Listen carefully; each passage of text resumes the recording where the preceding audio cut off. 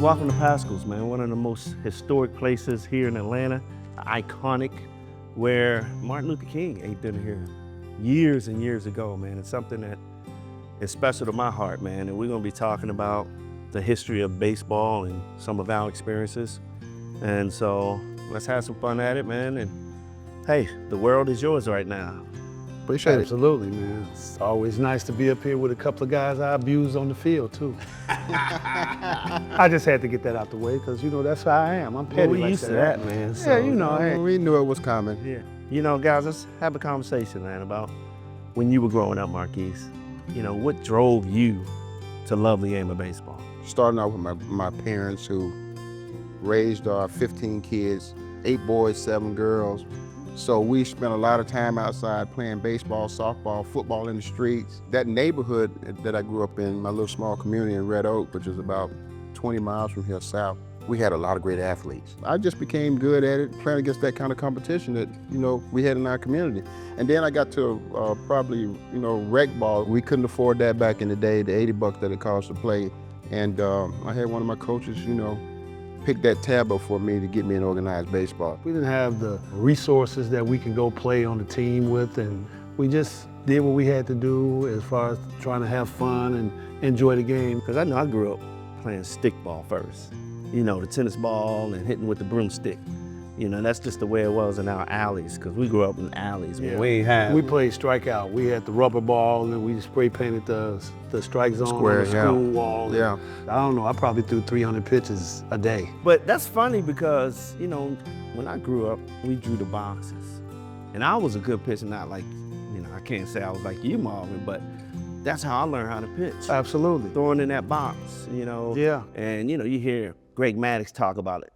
So many great pitchers have started that way. Yes. Throwing the boxes, hitting spots, and just having fun. As soon as the Cub game was over with, I get my little rubber ball, go across the street to the school, and I start throwing off the wall. I have a bat out there, wouldn't be nobody out there but me. And if you got caught walking through that park, I say, hey man, I bet you can't hit me. And I'm like 12 or 13 years old. It was like, oh, you little joker, I can hit you. They'll jump up there and I would make a rubber ball break 20 feet. It was like, oh, you got something special there, Skeeter. That's what they used to call me, Skeeter. Skeeter? Because I was skinny like a mosquito. So they dropped a little Skeeter on me, right? So that's what they used to call me, Skeeter. My grandfather always bragged about my dad. You know, my dad was this great athlete. Played football, baseball, basketball. He even danced in high school, man. I knew I had to prove to my grandfather that I was better than my dad. That always motivated me and gave me that drive, man. I love football and basketball, but my granddad was like, boy, you gonna play some baseball. He would always talk about the history of the game of baseball, because that was his first love, you know. He would talk about Jackie Robinson, who paved the way for us to play this great game, and Hank Aaron, you know, going up there with the opposite hands. Yeah. And, you know, overcoming so much. We can watch 2 teams on TV, and then we go outside and try to imitate the things that we saw them do. I used to watch Fergie Jenkins, and I used to watch Lee Smith come in and, you know, close it down, and I was like, yeah, I'm gonna be that guy right there. I was like you, I was a football player. I just loved football. And I just knew I could play in the NFL. I just knew it. When I got to Florida A&M, I'm out there on the football field, and I realized that I'm not gonna be the starting quarterback, because I was a quarterback in high school. Got myself away from the football field, went straight to the baseball field the next day, made me a makeshift net, started hitting off a tee into the net, and started training for baseball.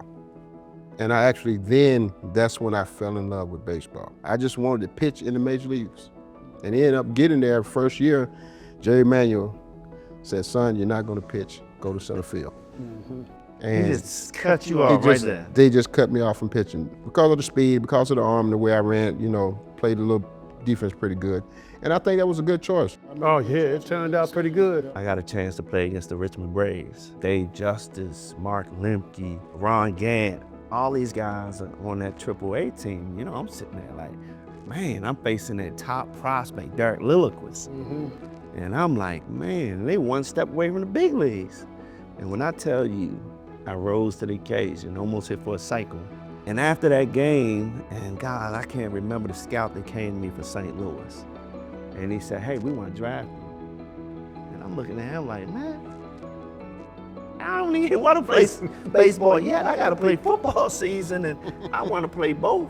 And so the Cardinals drafted me in the first round, you know. So I go play rookie. After one game against Lilliquist, you went in the first round? They said he is an athlete, he's ready. And it just worked out, man. You know, I played 3 years, altered in the Pro Bowl, but then Cardinals said, hey, you just playing baseball. And I had to make that decision. And man, it became my first love, man.